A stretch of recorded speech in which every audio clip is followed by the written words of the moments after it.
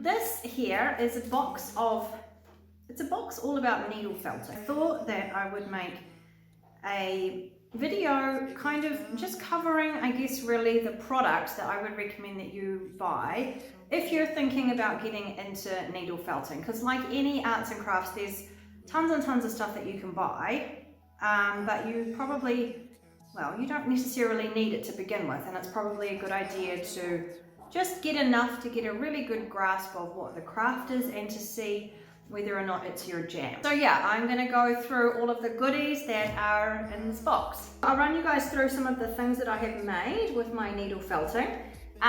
This is a little doll that I needle felted, and actually she's all floppy like this because she's joined together with wire. And I made this whale, which there's wire in his tail, which is kind of neat. And then in many of my unfinished endeavours, I started writing 2 children's books and promptly didn't finish them, but these are a couple of characters from those children's books. That's one of the fishies. This children's book story's got merit. I need to finish this one. And then this little guy here. I really love him. I really love how he turned out. So yeah, this is kind of like 2 or 3 years of practicing needle felting a lot and multiple times of stabbing myself. Don't start with something really complicated like this because you will get frustrated, like I did. Just start with something super easy like a banana, something that you can't really muck up, because really bananas come in pretty much most different shapes and sizes to some degree, and as long as it's yellow, you're probably not going to go wrong. Yeah, just pick something that you can be incredibly successful at to begin with, and then just keep practicing, and I promise you eventually you will be here. So the next thing that we need to talk about is probably what you're actually going to make the thing out of. So needle felting, you use wool that's unspun. It's called roving. So basically, you guys know when you get a ball of wool and it's kind of like all spun nicely and that's knitted or crocheted into something. This is what it looks like before it's spun. It's basically just like fibre, like this. And then you can get it in natural, undyed, bleached colours, or you can get it in all these kinds of pretty colours. And then there's this type here, which I think it's got a special name, but I didn't do my research. I'm not very organised. I believe that this is Merino, and it's quite a lot shorter in its fibre. So it becomes quite tufty, and it doesn't felt down as smooth, but it has a really lovely kind of natural texture to it. And I think off the top of my head, this is a little bit more affordable. Like this kind of stuff is what they sell at Spotlight. This is the kind of stuff that you would be getting at like a fibre or yarn store. And then there's this stuff, which this is a really bad example of this stuff. This is called raw wool natural. And this is pretty much, it comes in like, you know when they shave? God, I know there's a word, shear? Whatever that word is. I haven't watched enough Country Calendar this week, can't remember what the terms are. Where they cut all the wool off the sheet and it's kind of all curly. So that is what this stuff is. Now you probably wouldn't want to necessarily make a shape out of something like this, but a lot of people use better examples than this for hair, or if you were making like a sheep or something, you might want to use that to create a more realistic wool. But I don't really use this stuff. I saw it on a YouTube channel and bought it. I opted to go for a cheaper bag of stuff and then really regret it because it's just terrible. Okay, now I'm going to share with you a tip that might have a few needle felting purists gasping. To make your wool, because it's not cheap, go a little bit further, you can use polyfill. Now polyfill is basically you just like open your cushion, tear open the inside, pull some out, that's your polyfill. Now the trick with this, and honestly this is possibly going to be one of the most infuriating parts about needle felting for you, not all polyfill felts. And you don't really know until kind of like the last minute. So you could be stabbing away this glorious little pile of polyfill for like 15 minutes and on the 16th minute it's either going to come together or you're going to decide that it's the type that doesn't felt. So yeah, I don't even really know what to say. If you can persevere, or if you've got a big bundle and you know that it's going to felt, then it's definitely an excellent way to make your roving and your wool go a bit further. But just be warned, it can be one of the most infuriating things ever. Now, the other thing I wanted to talk about is this felted acrylic sheet. Now, you can buy these at Spotlight or any haberdashery store. I use this as a bit of a hack. This is probably going to, again, have all the purists of needle felting going, I can't believe you're telling people to do that. But there's two different ways that you can make flat things. I know this is jumping ahead, but you'll get the gist of what I'm talking about in a minute. Two different ways to make flat things. So first of all, you can either tuft out your wool and lay it all nicely. I'll do it right here so you can see. Lay it all nicely like this, and then needle felt it, and then that will give you a flat piece of wool, which then you can fold or do whatever it is that you're making it with. Or you can buy this stuff, and obviously you want to get it the matching colour, and then you can put this over the top, a very, very thin layer of it, and then felt it on, and it basically covers it, and then you can just cut it out into the shape that you need. And it's a really, really easy hack. That's actually how I made the brim of this guy, because I just cut a strip and then felt it onto it and then stuck it on. There's a little doodad. So yeah, that's another little hack, because what we don't want to spend all the money in the world. Now we're going to talk about the things. And these are the things that you need to actually do the stabbing to do the felting. So, first of all, you're obviously taking something that's fluffy and then pushing something that's very sharp straight through the middle of it. So you are going to not want to do that on your legs because it's going to hurt. You are going to want to do it on something like this because health and safety is important. Now there's kind of three different ways that three different objects that you can felt onto. You can just use kind of like a plastic, I don't even know what this stuff's called, like a plastic packing or whatever. The stuff makes a really satisfying sound when you felt into it. But again, the needle does go the whole way through. So even if you use this, you are still going to want to put it on a nice fat piece of foam, because your needle, hopefully, if you don't push it too hard, doesn't go the whole way through. If you do push it too hard, it does. But just take my advice on that, and you don't want to do that. So this is a cheap way to do it. You can buy these from any haberdashery store, or you can just cut up a piece of foam that you've got lying around, that's fine. The thing that I do recommend that you would want to buy is one of these. It basically looks like a brush.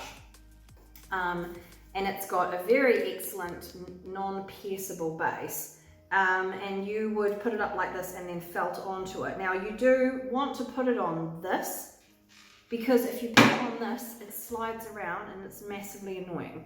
So pop it on your little piece of foam like that, and then you're going to felt through.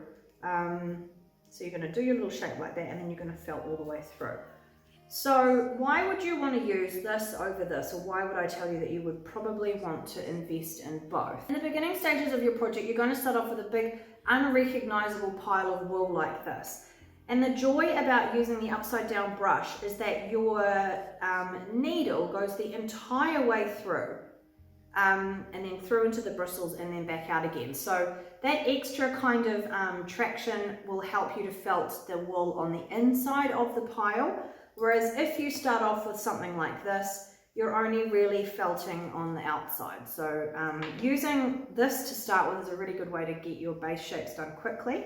And then once you've done your base shapes, you do want to move away from that and just put your needle felting object on the foam, because the bristles on this actually make it go really fluffy. And if you've spent ages smoothing it all out, only to turn it around and have it go all fluffy, it gets really frustrating. So those, I guess, are the three things that you kind of want to think about felting onto. And then let's talk about the thing that you're actually going to felt with. So a needle felting, that was awkward. It basically looks a little something like this. I'm terrible at doing this, so I never even be able to get it focused. I don't know if you can see. So basically it's this needle, and at the end is a pointy, very, very sharp pointy bit, and it has a bunch of barbs, and the barbs are what create friction inside the pile of wool, and then that felts it. But basically think about, I'm sure everyone's done this, or maybe it's only me, but you would put your most favourite woolen jumper in the washing machine, and then it would come out like 5 sizes too small and really stiff. So that's you felting it. So that's essentially what you're doing with this needle. So they're sold in a bunch of kind of grades, I guess, of like aggressiveness or fine. I would recommend starting off with maybe a pre-packaged packet, because then you get a really good range. You definitely don't want to start off with one, because chances are in the beginning you're going to break it and it just annoys you, because that's what I did. I only had one and it was just ridiculous. Okay, so as far as holders, I mean, look, you can hold it like just like this and felt, but it's not very comfortable, and it won't be a very enjoyable experience. So you can buy from AliExpress or the haberdashery store a little wooden single holder like that, or you can buy a multi-tool, which is a little bit more expensive, but I think that this is fantastic.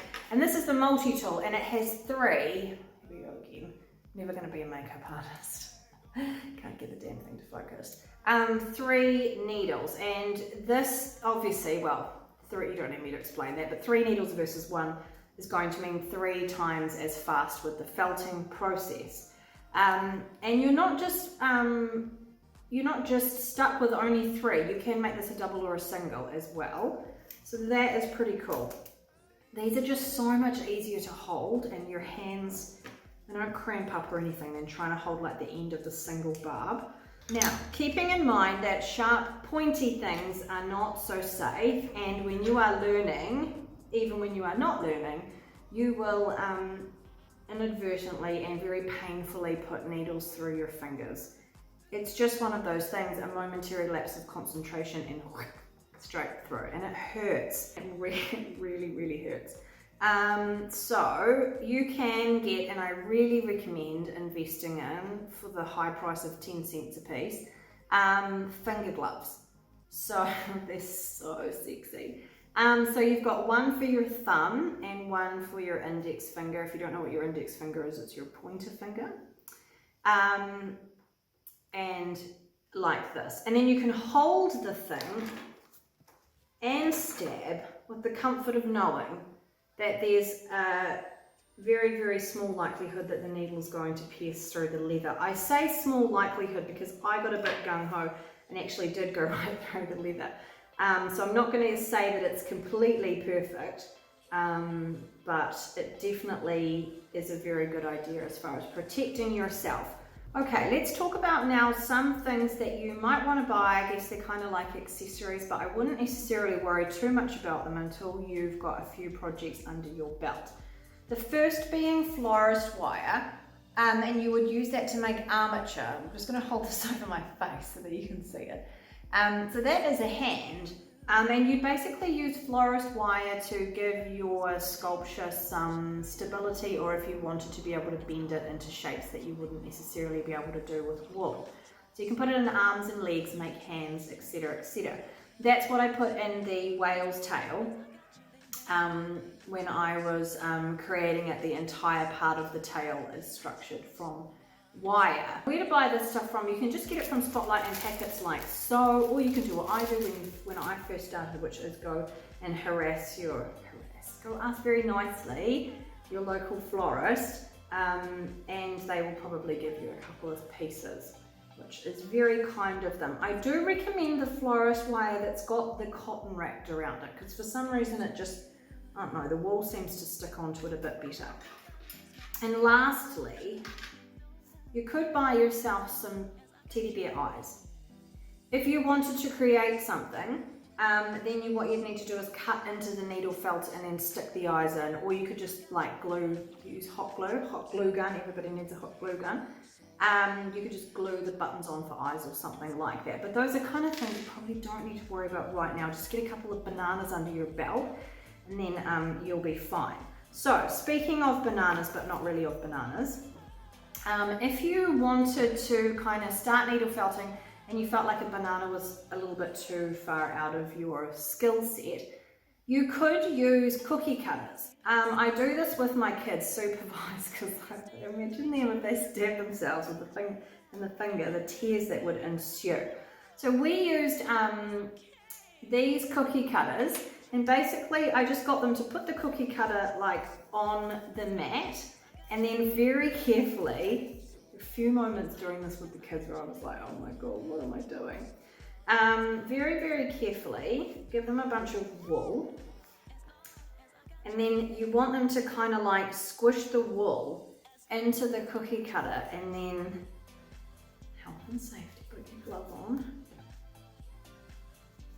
hold it, and then felt, and then basically they can fill the shape up, and then they just kind of lift it off and pop it out like a cookie, and they have a shaped little trinkety thing made from needle felting. So there we go, the very first video for Sweet Pea Studio is done and dusted. Thank you very much for watching all the way to the end. I appreciate it. I think being creative is really important, and I hope that in your life somewhere you have a creative endeavour. I will see you in the next video.